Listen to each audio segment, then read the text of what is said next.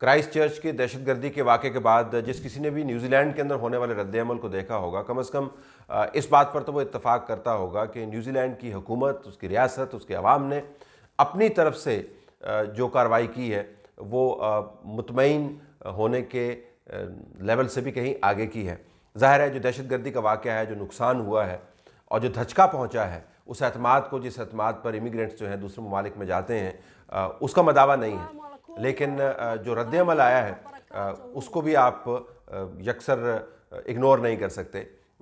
Parliament के अंदर कुरान पाक की तिलावत हो, उनके वज़ीर आज़म की तकरीर हो, हर घर के अंदर जाके ताज़ियत करना हो, पुलिस डिपार्टमेंट की तरफ से रद्द-ए-अमल हो, जो मुआशरा है जिस तरीके से वो इकट्ठा हुआ और इस अज़्म का इयादा किया कि हमने इस अमफ़रियत को अपने यहाँ से उखाड़ फेंकना है, उससे आपको पता चलता है कि जब रियासतें और हुकूमतें यकजा होकर काम करती हैं तो नताइज सामने आने की उम्मीद है। अब क्या इससे जो सफ़ेद फार्म दहशतगर्दी है उसकी बुनियाद ख़त्म हो जाएगी?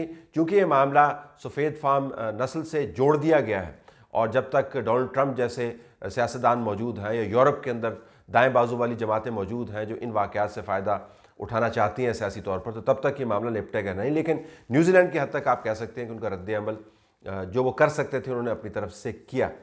हम बरसग़ीर के अंदर बहुत अरसे से तगदो में मुब्तला हैं कि इंतहा पसंदी को हम किस तरीके से टैकल करें। हिंदुस्तान जो अपने आप को बड़ी जमहूरियत कहता है, उसका जमहूरियत का खोखलापन अब सामने आया है। आपने समझौता एक्सप्रेस का जो अदालती फ़ैसला अगर नहीं पढ़ा तो कम से कम ख़बरें उसके ऊपर यकीनन आपने पढ़ी होंगी। बदतरीन फ़ैसला जिसको आप कह सकते हैं उनमें से एक है। इस वजह से नहीं कि हम पाकिस्तान में बैठकर पाकिस्तानी होने के नाते उन लोगों को याद करते हुए 43 लाशें जो इस समझौता एक्सप्रेस के अंदर हमने रिसीव की, उसके हवाले से हम बात कर रहे हैं। लेकिन कोई भी आप मयार अक़ली या कानूनी अपनाए तो ये बदतरीन अदालती फ़ैसला है।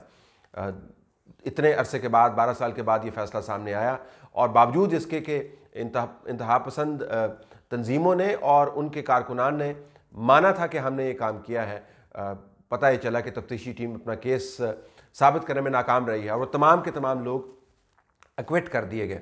उस वाक़े को याद करने के लिए आप BBC की ये स्टोरी पढ़ सकते हैं, रूह फुरसा किस्म की स्टोरी। और ये एक ख़ानदान की कहानी है जिनके 5 बच्चे इस आग में जलकर भस्म हो गए, जिसके नतीजे में जो मुकदमा चला, अब वो इंतहा पसंद जिन लोगों ने ये काम किया था अब वो दंदनाते हुए फ्री फिरेंगे और उन लोगों को याद करवाएंगे कि हिंदुस्तान कैसी जमहूरियत बनी फिरती है। गांधी के कत्ल के बाद जो तहरीक चली थी, रियासत और हुकूमत की नाअहली की वजह से अब इस नहज पर पहुंच गई है कि जो क़यादत है उसका बस नहीं चल रहा, क्योंकि पब्लिक ओपिनियन ने ऐसी शेप कर दी है कि उन्होंने इंतहा पसंदी की तरफ ही माइल होना है। तो हिंदुस्तान के अंदर जो मसला है इंतहा पसंदी का, वो सिर्फ ये नहीं है कि अक़लियतों के ऊपर उन्होंने अपनी इंतहा पसंदी मुसल्लत करनी, हिंदुस्तान की रियासत को बहुत बड़ा चैलेंज है।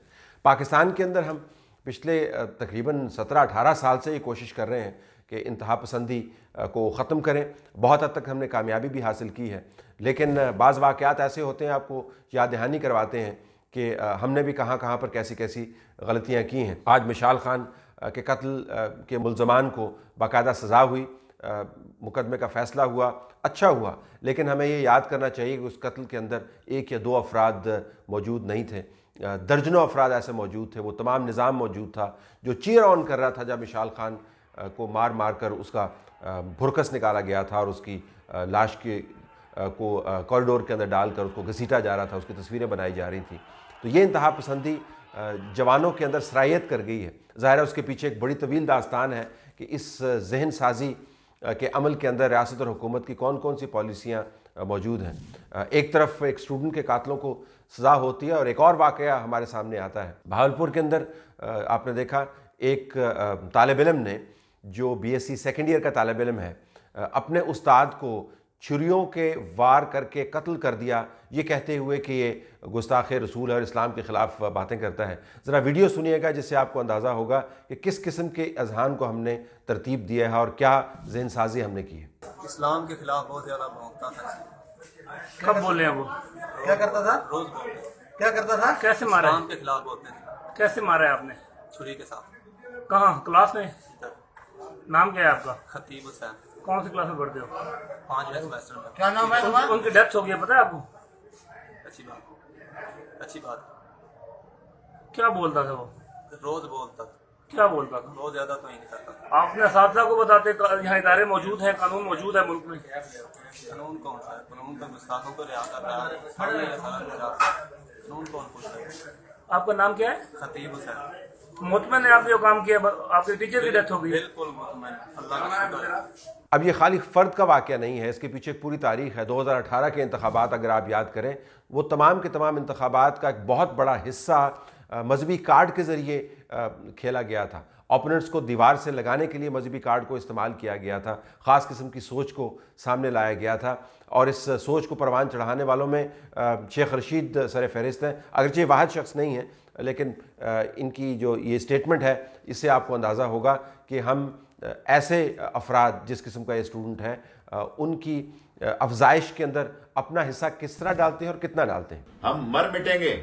मैं हुकूमत को आखिरी वार्निंग देना चाहता हूं, वरना इस मुल्क में लब्बैक या रसूल अल्लाह की ऐसी तहरीक चलेगी, अकल के नाखन ले लें, वरना ये तमारी हुई लूटी हुई दौलत भी काम नहीं आएगी, ये फरसूदा निजाम को भी आग लगा देंगे और उस सारी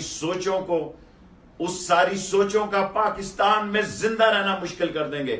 तो बुनियादी बात यह है कि जब तक रियासतें और हुकूमतें दीन के साथ, मज़हब के साथ और अहम संजीदा मामलात के साथ खिलवाड़ बंद नहीं करेंगी, तब तक इंतहा पसंदी ख़त्म नहीं होगी। आज भी मैं बिलाल भुट्टो की स्टेटमेंट्स के ऊपर जो बयानात देखता हूँ तो मेरे रोंगटे खड़े हो जाते हैं।